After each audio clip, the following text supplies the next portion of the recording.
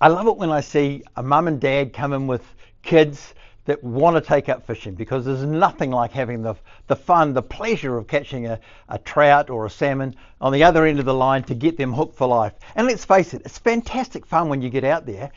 You can start a child on a journey into the outdoors with respect for the outdoors, and certainly get them off the device that they might be playing on, because they've got this amazing country that we live in, which has got fishing all around it. So I'd like to give you a couple of thoughts along the way as to what we might do to get them started, because it's a question of knowing where to start, what resources are available, and how to best use those resources.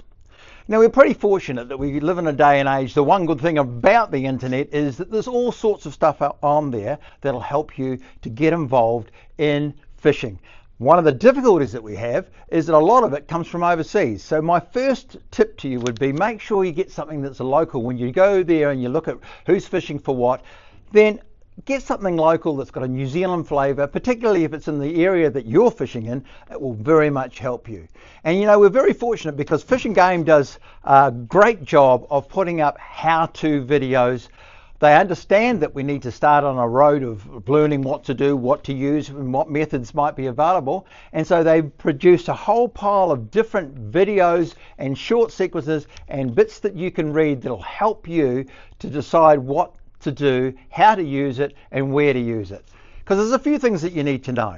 First of all, you need to know where to go, and most of us don't want to necessarily drive all the way around New Zealand in order to do it, because it costs a little bit, obviously, to get into the fuel and the time and the energy that's required to do that.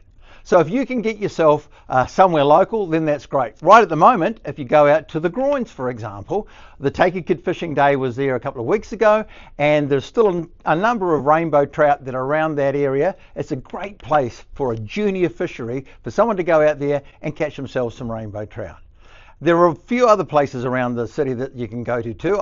I believe that the bottom of the Avon actually has quite good fishing in it, let alone all the other little creeks. There's places like the Styx River, even the Kaiapoi has got a whole pile there. Then it comes down to how are we going to catch these fish? And there's all sorts of different methods.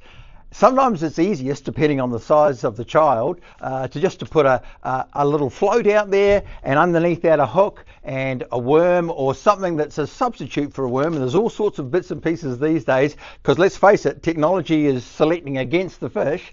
There's all sorts of bits and pieces you can put on there that'll act as bait. And of course, there's nothing like the thrill of all of a sudden seeing a bubble go down and a fish come out, and then the child having the fun of playing the fish that's on there. And like I say, hooked for life if you do it right. And there's all sorts of other things to do. Older children are very much able to cast a rod and maybe a spinner or a soft bait. These things require skill. And I will say this, that how you fish is very, very important. And you walk into a store like ours, and there's other fishing shops in our city, that the staff are trained to help you start in the right place. And you know, as you go along, you don't even necessarily know what questions to ask. And so coming back to them, they might set you up with some gear. You go out to a particular location, you see what happens. You might see other people catching fish. If other people are catching fish, go up and talk to them. They're more than happy to show you what methods they are doing, so that you've got that understanding, because it's all about building the knowledge. But the faster you build the knowledge, then the better it is for you, because the right gear in the right place gives the right result, which is catching fish. As the season goes on, we've also got places which are going to open up to us. The High Country opens up on the first Saturday in November, and there's all sorts of different places back there that we can go to. And it's fantastic when you get up into some of these wild and scenic spots. Sure, it might cost a little bit more in fuel, but as an experience, as a fishing experience, there is nothing like it. And if you can imprint your children with a sense of how much fun it is to go out there, to cast a line, to wind in, to catch a fish, even if you, with a license, hook one and then give it to your child to play, so that they can have the feeling of what it's like. Because at the other end of it all, remember, the tug is the drug. Once you get that tug and once you feel it, I tell you what, I know what I was like when I was 4 years old. I couldn't wait to catch whatever was in the water that was in front of me. And it's got me hooked for life. Here I am at my stage of life, absolutely passionate. Can't wait to do the next fishing trip because it's been imprinted from me all the way through. But you do need that mentorship. You do need that guidance. That guidance comes from other anglers. If you've got anglers in the family, see if you can get the kids to tag along.